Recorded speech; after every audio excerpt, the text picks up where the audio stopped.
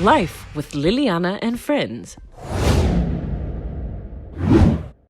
Bulavinaka, and welcome to another episode of Life with Liliana and Friends.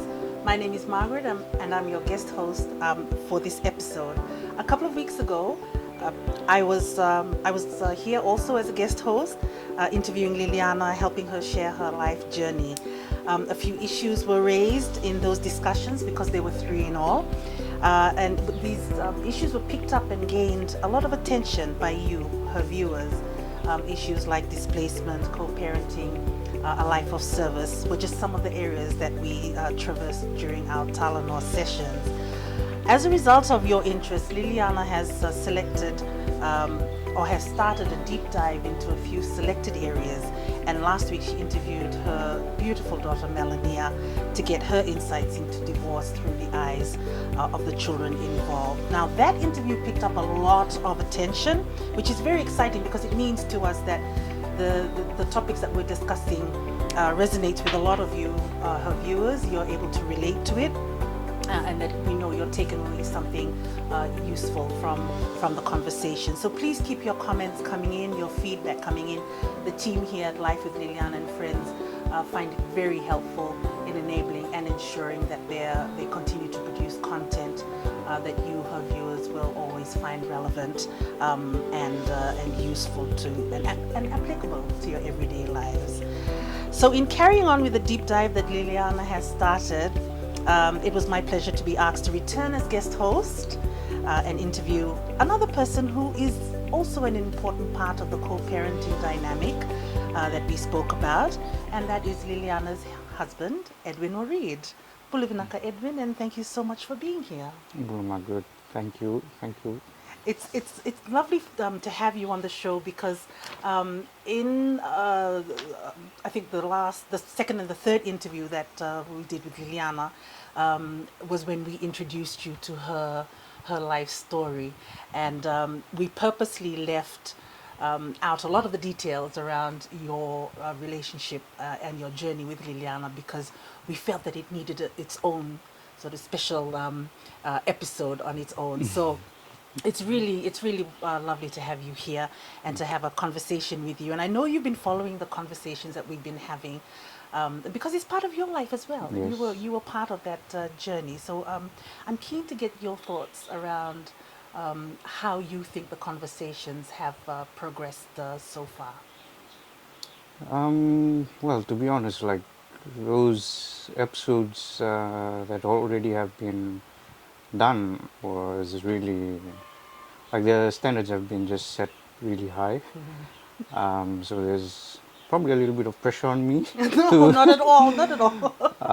But having said that, like I like the why behind what's being done. Yes. So that's like just watching Melania's interview. The last interview was like I was so proud of her, like the way she was able to articulate herself, Yeah. and just sharing the learnings from her experiences that she went through. She articulated it well, but Yeah. when you look behind the why she was doing it, it was just so those experiences could help Yes. other people who are probably going through a similar situation. And that, for me, just that heart behind why she came out of her comfort zone was like I was really proud of that. And that's a great point that we're raising very early on in our Talanoa, is that the reason why we do this is because these are very personal stories, Yes. very personal issues that the family have been willing to come onto social media to share in the hopes that it might help another family who are going through the same thing, or another individual who might be Yes. going through the same thing. And so you're right, for Melania to be able to articulate her own experience, looking at divorce through the eyes of the children involved, in the hopes that it might help someone else who was in her position. I think I'm glad you picked up on that point, and so I agree with you completely. So we're going to move along a little bit and continue our sort of introduction to Edwin Wareed. Get to know a little bit more about you, your early days, if you like. Yeah. As I understand it, you're a Western kid. Yes. Born and bred in Lautoka. Yeah, so I have a brother, younger brother, and I have two older sisters. So yeah, I have a family of four. My mom, she she was um, she she basically was at home most of the time. Yeah. But my dad was a silent, like, yeah, silent dad kind of. He wasn't really in the picture much. He was in New Zealand while we were in Fiji. Okay. So yeah, that's a little bit about my family. Yeah, and at the moment I'm the only one in Fiji. My dad has passed. My older sisters are in New Zealand, and my younger brother is in New Zealand too. Okay. So I'm the only one in Fiji. You're the only one here with your mom. Yes, with my With your mom. mom. Yes, my mom is living next to us. What is your relationship like with your siblings? Tell us a little bit about that growing up.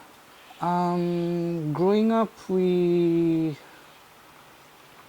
had we kind of grew up in the barracks, yeah, like the Tambatolu and the housing, the rental board housing, yeah, In Lautoka. in Lautoka. Right. So we were in Natokwanga housing for quite a couple of years. Then we went to Simla housing, and yeah, so we kind of bounced around a few places while growing up. Financially, we were being supported by my elder sister. She was working as a cashier to support us. And I remember back then the rent in those rental board flats was, I think it was like $9 a week or something. Really? Which kind of helped us Yes. survive. Yes. Yes. Yeah, but I'm really grateful for my sister for being there in that season and providing for us. Yeah, and I'm more closer to my brother, I should say. But yeah, we had our bond was as any normal brother sister bond would be. Yeah. Yeah. So yeah. And in the four siblings, you sit in the middle? I'm the second youngest, but I'm the eldest boy. You're the oldest boy? Yes.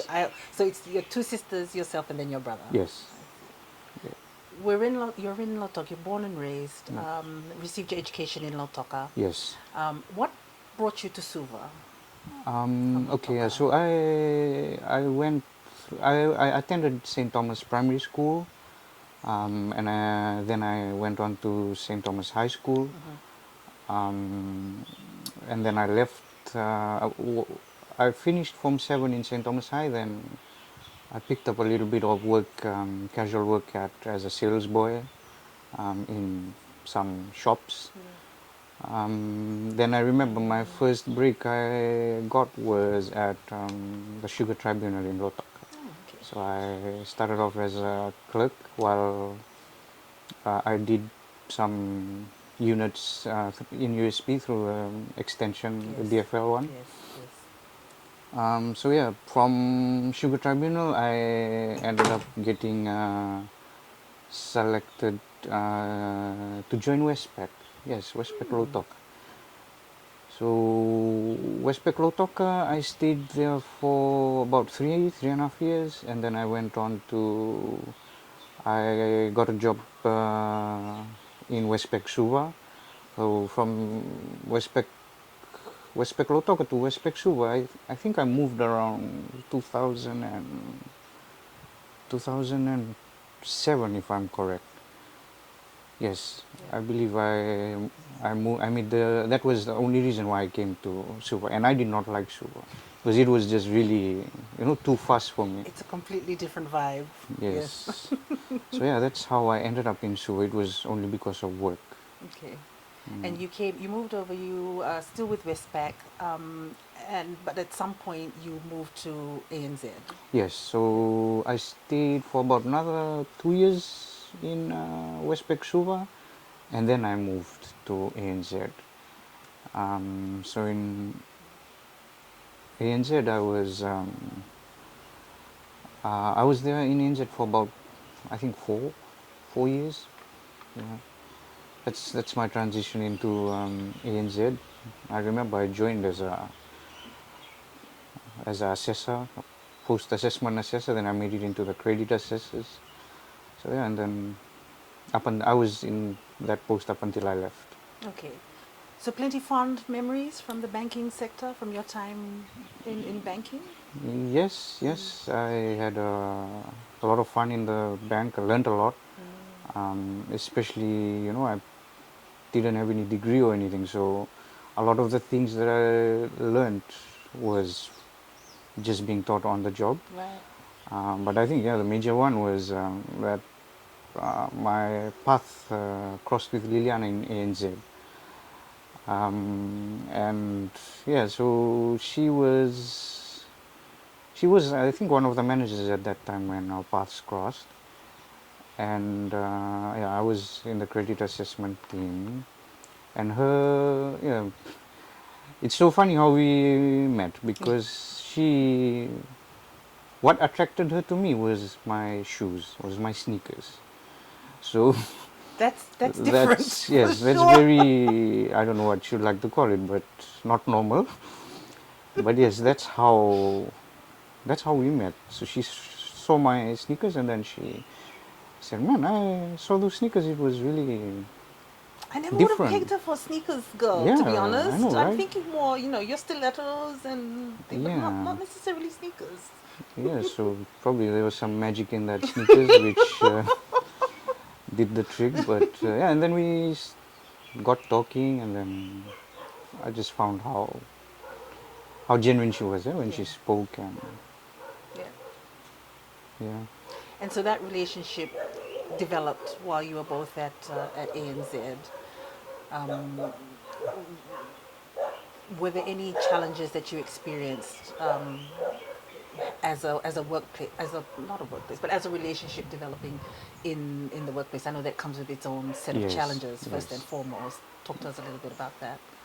Yeah, so when we met at work, well, first of all, when we started talking, we didn't know that it was going to lead to Yeah, all this. yeah, But yeah, one thing I do remember clearly is that I, I kind of didn't, I had put her in a place where I classified her as being quite stuck up. yeah, yeah. And she always used to, Understandable. prance around with her high heels and all that, which was, for me, sa taman daw fancy sana, like, so that was, yeah, Well, they do how, say first impressions count, so to some extent. So yeah, I mean, yes, yeah.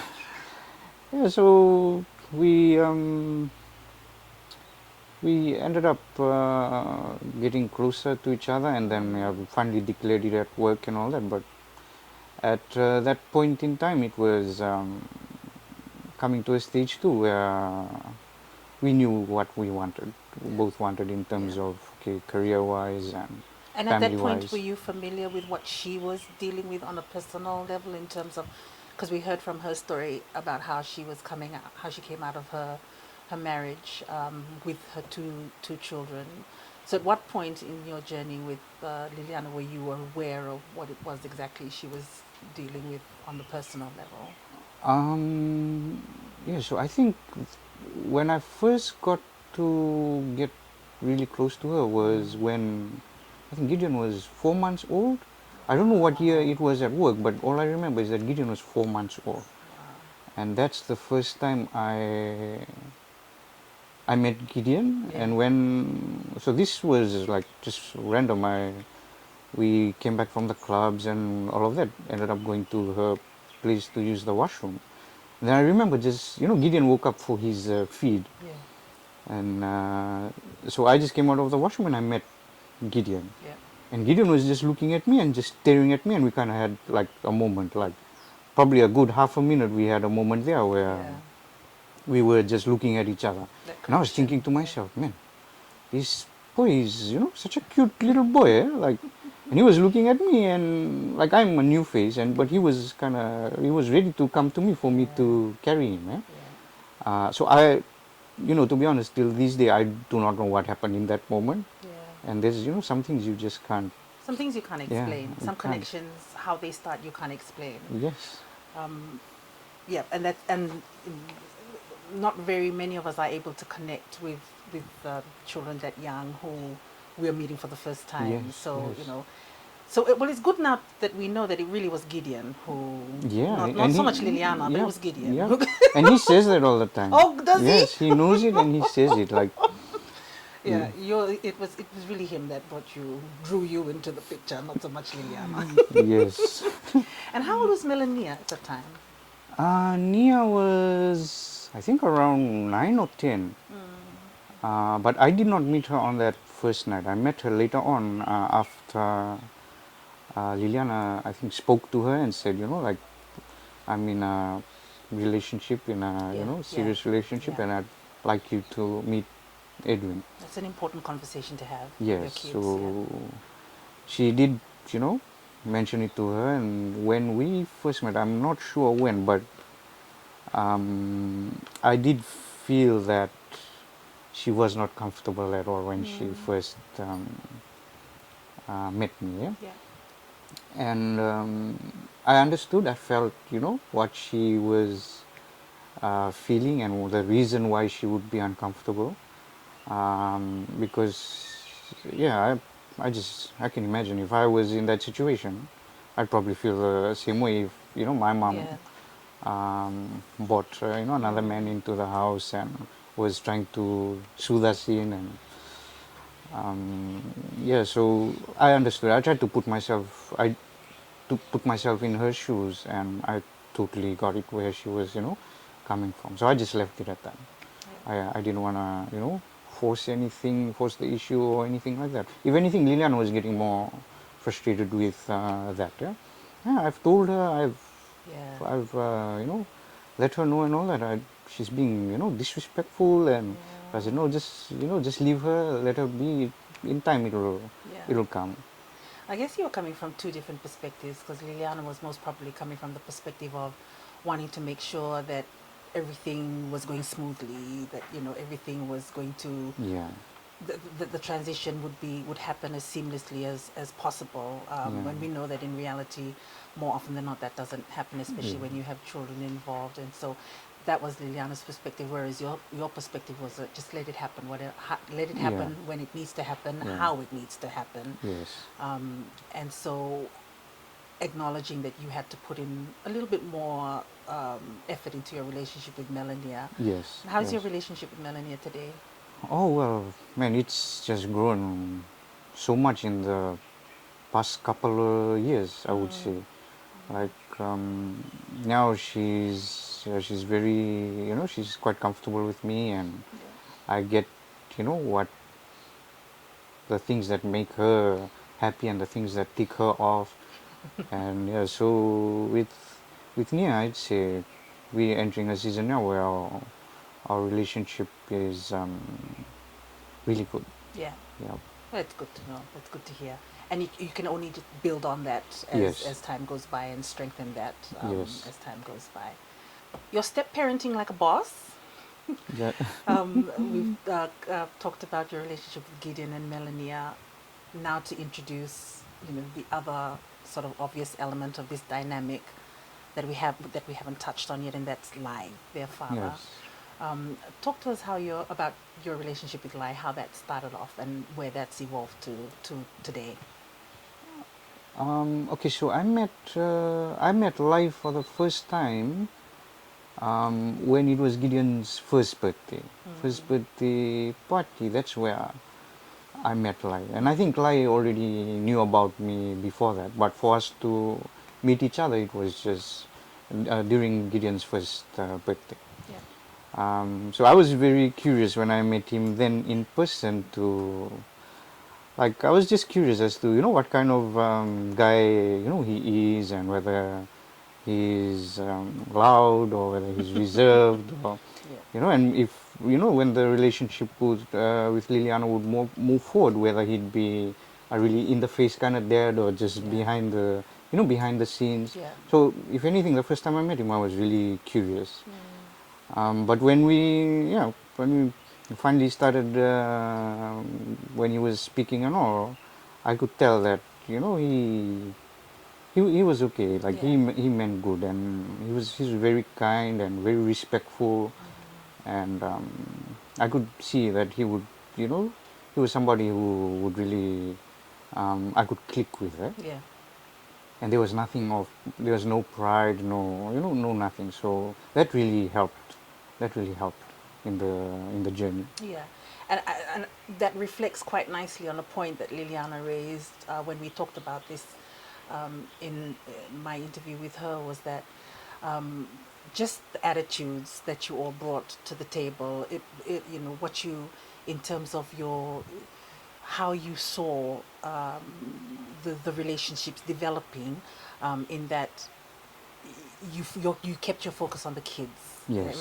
Everyone agreed that the children's interests were paramount. Yes. And so when you all agree on that, you put aside your any sense of pettiness or bitterness or any hang-ups you might have, or because for all of you it was paramount that the children through this whole process they were guided, they were consulted, they were talked to, because that's not normally in our culture something that parents do quite easily with their kids, is talk. And so to create that environment where you removed all of the the egos, the pride, all of that, that's helped a lot in the dynamics between yourself, Liliana, and Lai, especially when it came to the kids. Yes.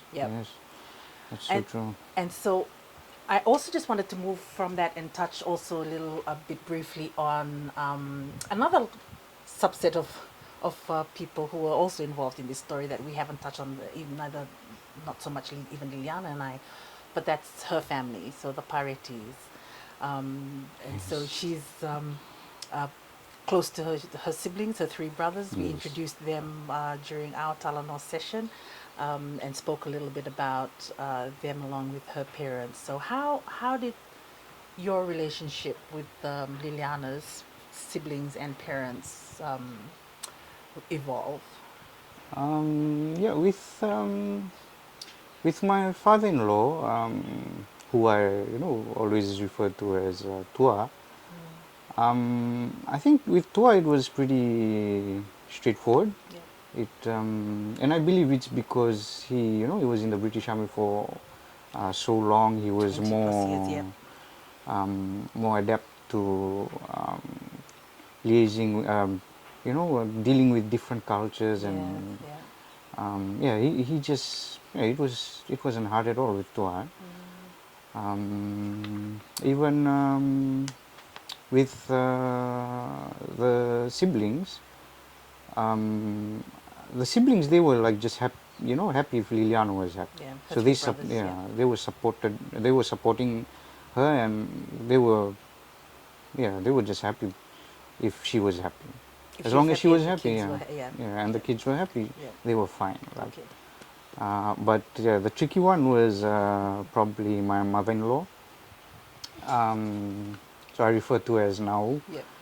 Now it was a bit more tricky based on, I think it was probably the culture, which was a bit tough for her to accept.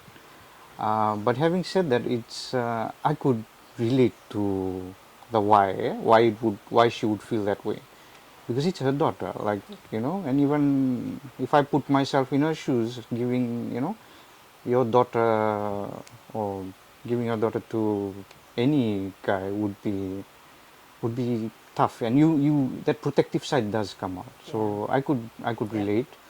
But I think, yeah, in hindsight, good learning for all of us when culture is involved is Yeah. that you look at the person's heart. Right. A person's heart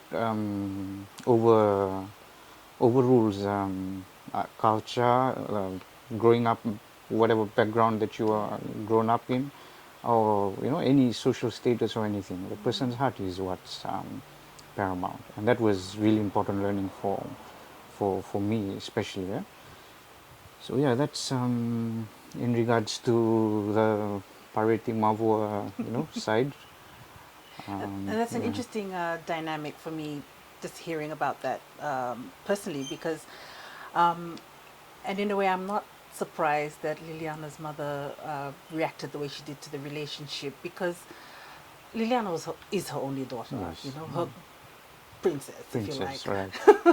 So, and like you rightly said, the protective side of Yeah. her came out. We can't fault her for that. Yeah, yeah. But I Not at like all. that you mentioned how you empathized with how she was feeling, and you put yourself in her shoes to be able to understand where she was coming from, Yeah. and then adjusted your behavior and how you interacted with her.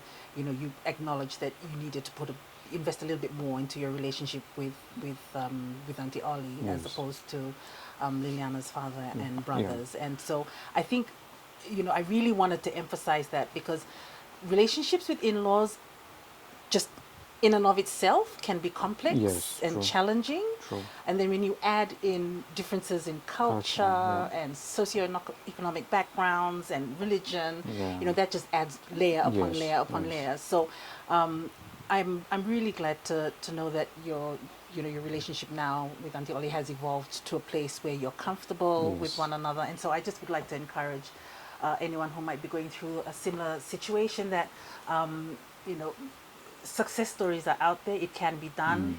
This is a space that can be navigated and navigated successfully, so that you all get the most out of your relationships as a family.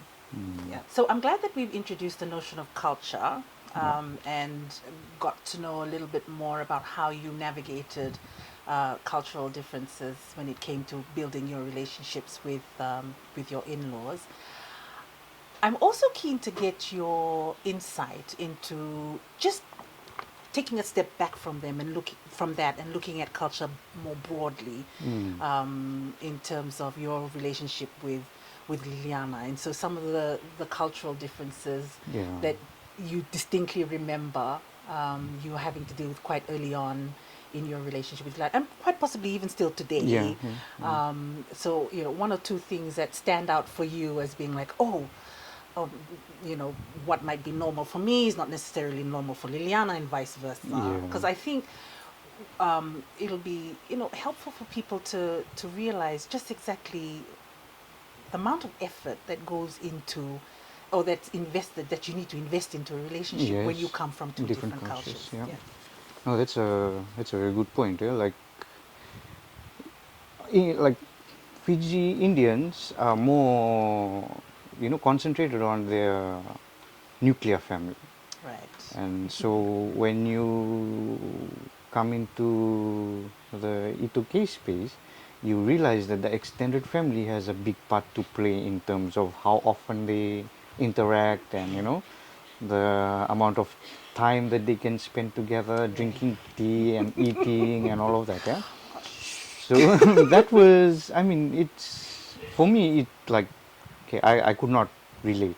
Yes. I, Okay. I could not Fair relate enough. to why so much time had to be spent in the extended family space, compared to majority of the time should be in the nuclear space. Yes. But as as we went on, I discovered that even that extended family, they are so helpful and generous when it comes to a lot of things, and for a lot of the Fiji Indians, like that extended family support is not as thriving as Yes. what the E2K have. So Sure. that really opened my eyes, and then I started to like be more open to those visits and those long hours. Yeah. But Those yes, visits that yeah, happen every Sunday yes, after yeah, Sunday that's it. afternoon. And then most of the time I'll be busy watching my game and all that, Yeah, and it's yeah. like, man, it's I want to watch my game, and I wasn't ready for this, and but yeah, it was hard in the beginning, but I think now I've just adapted to the Yeah, and treat it as a norm. Eh? yeah. And it's good to know, for me, to hear that, the thing that you've picked up from that is just the importance that we place on our relationships with extended family. Yes, yes, So beyond the nuclear family unit, and yeah, that, the efforts that we put into nurturing or cultivating the relationships with extended family yeah, as well, especially, you know, first cousins, yes, as the first point of contact with of, the extended family. Yeah, yes, yes, it's really important for the yeah, Itoke. it It's is, not. It takes time and resources. Definitely, yeah, I for one can definitely testify to that. But I'm glad that you highlighted that, because that is very important to the yes, Itoke. yeah, yeah, What's that's another thing you might have um. picked up on?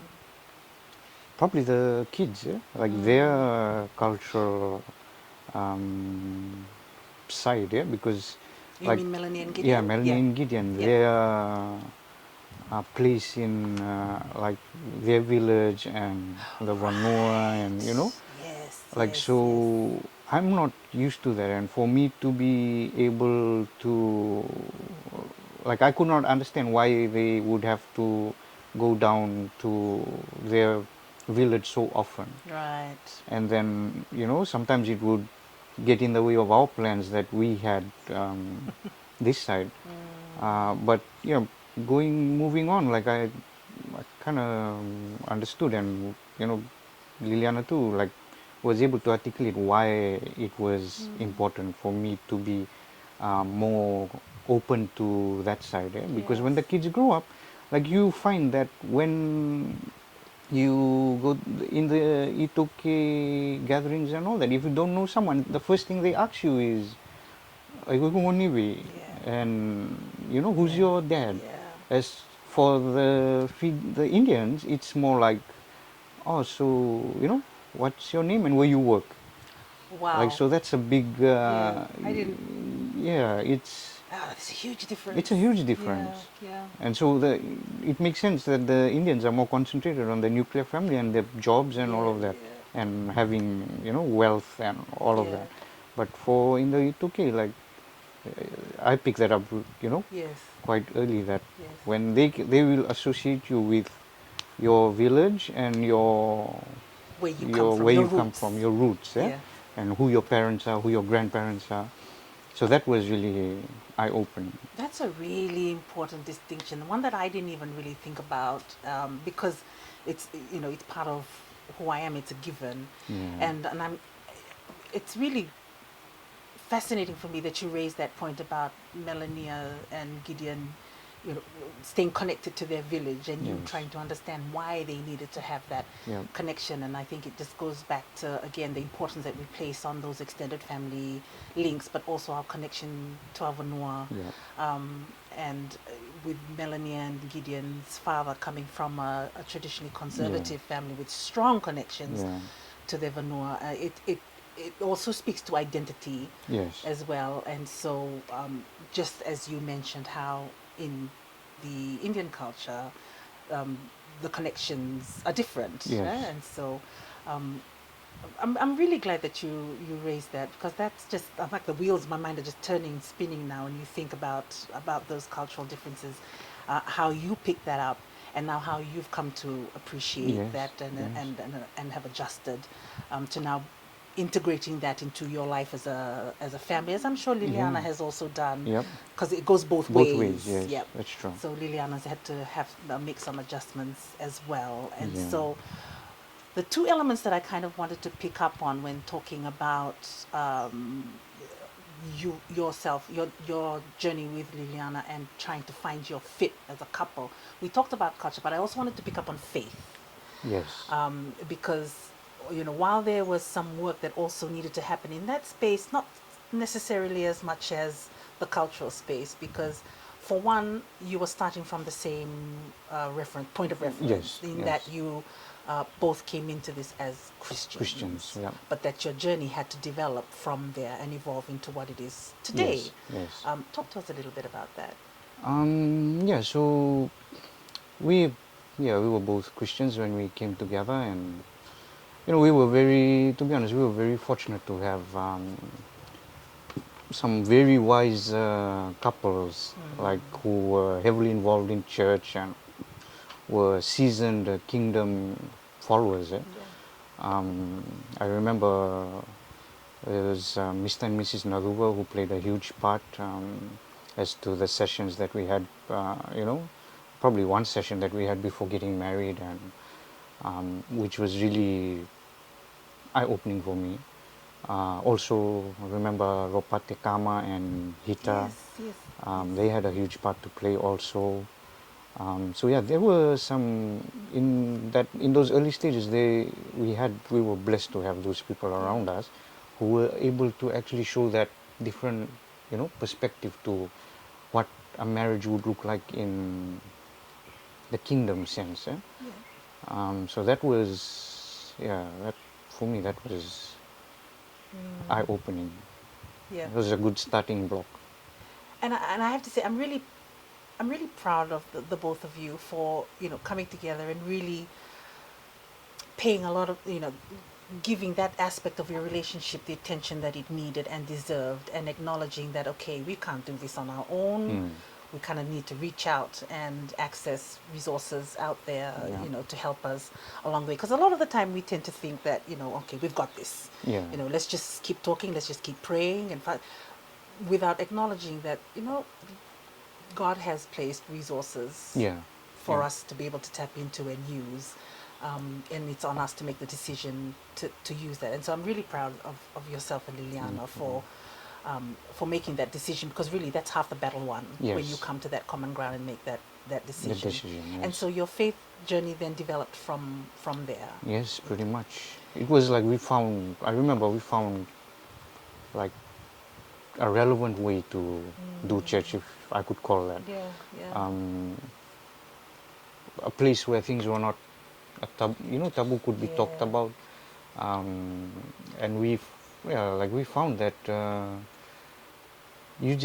you grow from the mistakes that you make when you try and do things in your own strength, and from different reference book. You once you have one reference book, it's easier to hold each other accountable, and when you have other couples around you who are also in the kingdom principles, they hold you accountable also for certain decisions. Sometimes like it's only human nature to get selfish and try and have it your way all the time. So when we are at loggerheads, or that's our reference book. We've agreed that that's going to be our reference book, and we're going to get our answers from there. Bible is probably our reference book, and another thing it's just discerning, like discerning from the Holy Spirit, like, and God, is this what you want us to do? So if I pray about something and I get that discernment, and Liliana prays about something and we're on the same wavelength, the Holy Spirit does His work there. So that's been a huge learning for us. Like God has probably been the biggest player in both of our lives, and I'm not saying that we're perfect or anything, but it's just some of the stuff that we've come through is there's no explanation how we would have been able to come through it otherwise. That's good. Yep. And Liliana mentioned that now in your faith, your leaders in your church, you're involved in pastoral care. How are you finding that role? Either you can speak for yourself, but also Liliana, if you feel comfortable doing so. I'd say Liliana's a natural leader, so she gets to those places quite easily. But for me, it's a bit more harder, because I kind of overanalyze things at times.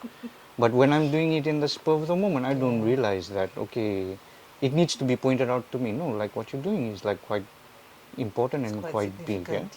And I just don't, I probably don't even realize the influence I sometimes could have on people who come to the connect groups and, Yes. and all of that. Yeah.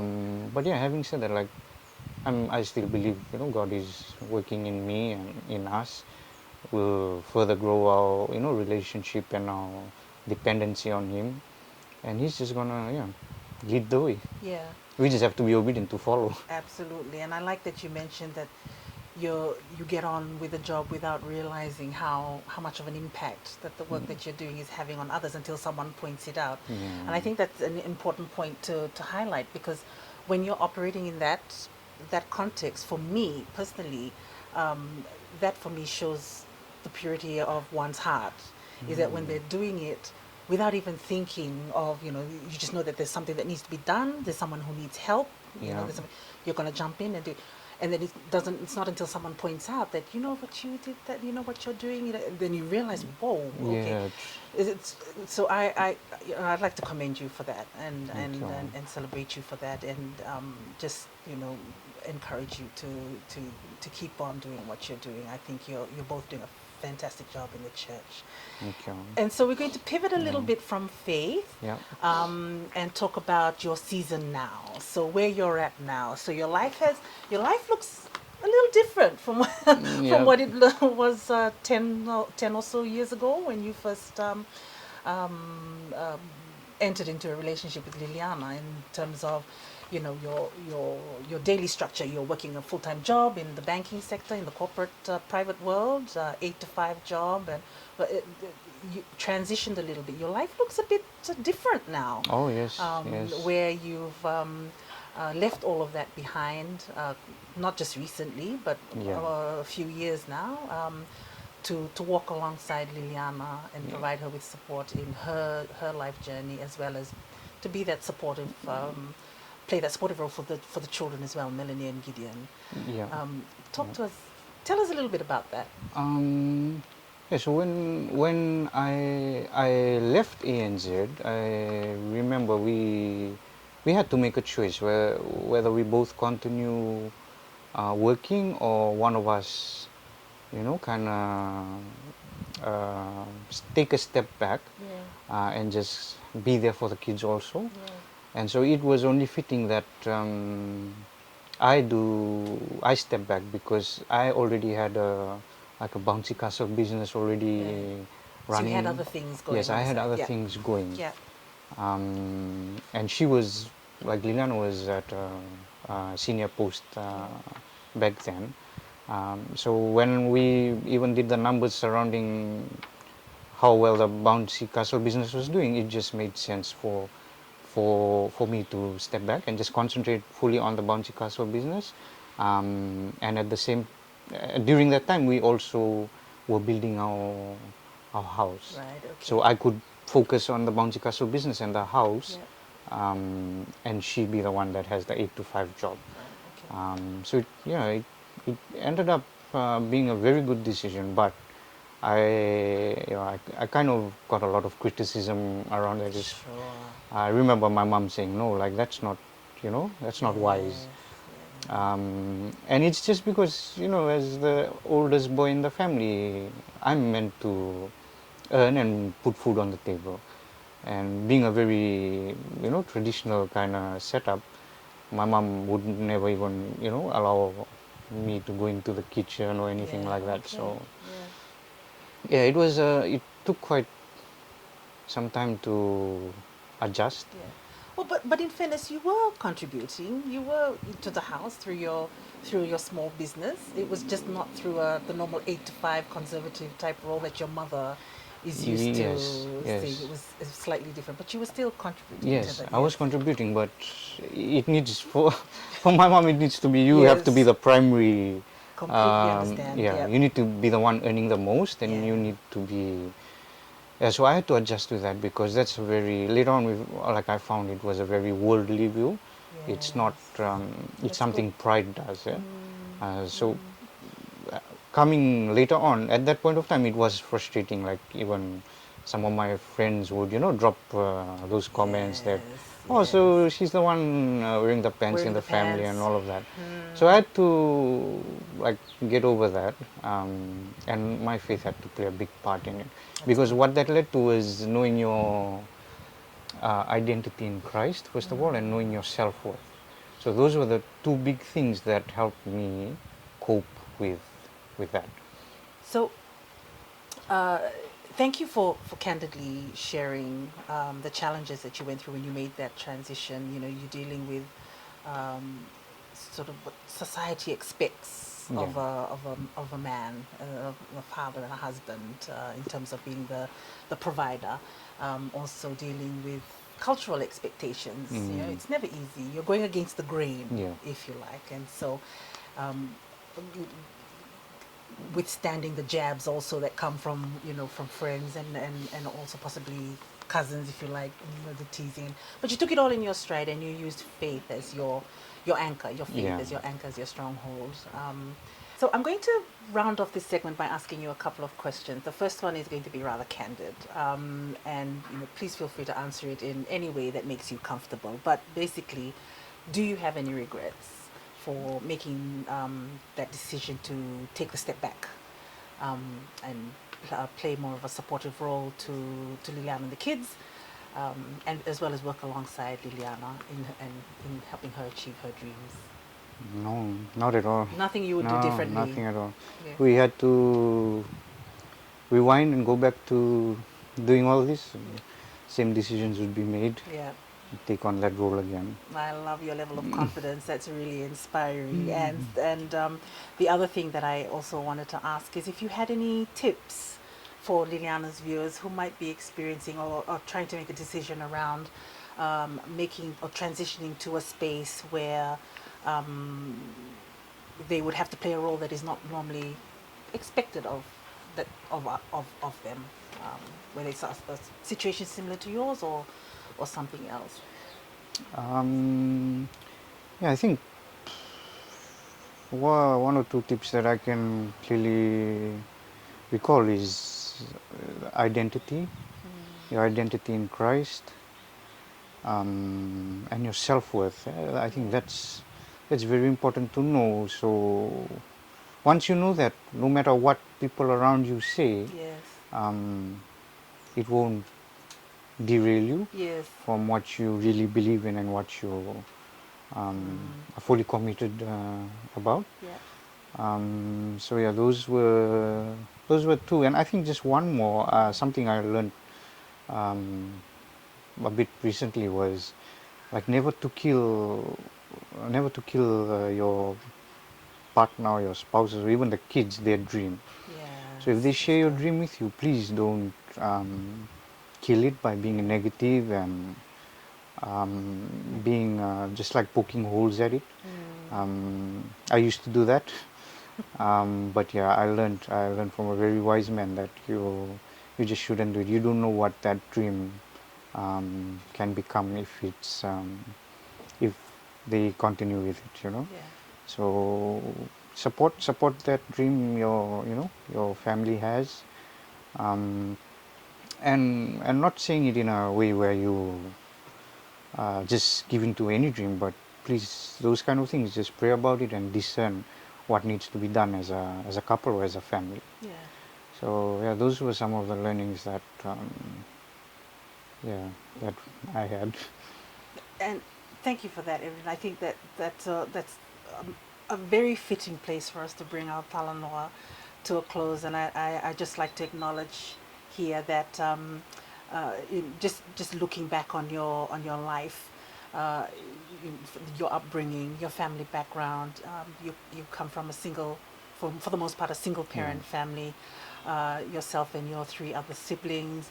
You had a bit of a hard knocks life growing up, but that you were able to pivot out of that, and enjoy success in the banking sector before you met Liliana, and then your journey continued there, as a couple and as step parents to Melanie and Gideon, to where you are now, your season now, where you're church leaders, walking alongside Liliana in her journey, her political journey, if you like, which is her current season, season now. And so, thank you for sharing your story with us, for coming on the show. I know these things aren't easy. It's not something that is second nature for us to come and talk about our story on social media. So I'd just like to thank you, Edwin, for doing that and giving the Life with Liliana and Friends viewers a chance to meet you and get to know you a little bit better, and to really understand how your story fits with Liliana's and Melanie's and Gideon's. So thank you once again for that. To the viewers, thank you so much for tuning in, for your time. It's been a pleasure again to sit in as guest host. From next week, Liliana comes back into the seat as host of the Life with Liliana and Friends show.